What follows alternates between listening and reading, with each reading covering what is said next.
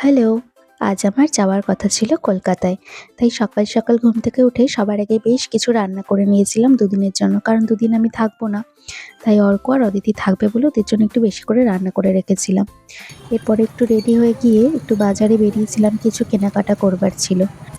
বেরোবার একটু আগে দুজনে আগে খেতে বসে নিয়েছিলাম। আমি চলে যাচ্ছি, খুব খুশি। খুশি তুমি?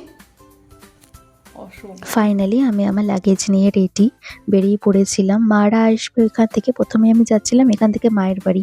এখানে এসে দেখি কত লাগেজ হয়েছে। তো গাড়িতে করে যাবো, দাদা গাড়িতে লাগেজগুলো ভরে টাটা দিচ্ছিল। করো, ওই যে পেছনে পেছনে বাবাকে বাবাকে বাবাকে বাবাকে টাটা করো, বাবাকে টাটা করো।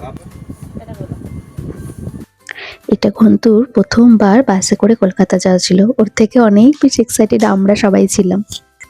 ও আমার তো বলাই হয়নি, কলকাতায় কিন্তু আমি, মৌ আর মা তিনজন যাচ্ছিলাম, না সরি ৩.৫ জন। মানে ঘন্টু বাবাও তো যাচ্ছিল।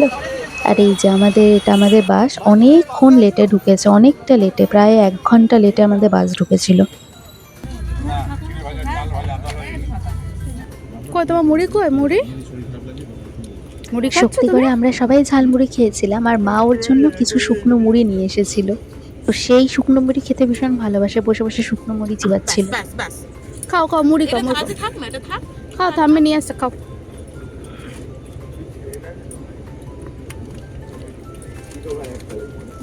ব্যাস এরপর আমরা বেরিয়ে গেছিলাম কলকাতার উদ্দেশ্যে। আর সারা রাস্তা ঘুমতু আমাকে এরকম গান শোনাতে শোনাতে গেছে।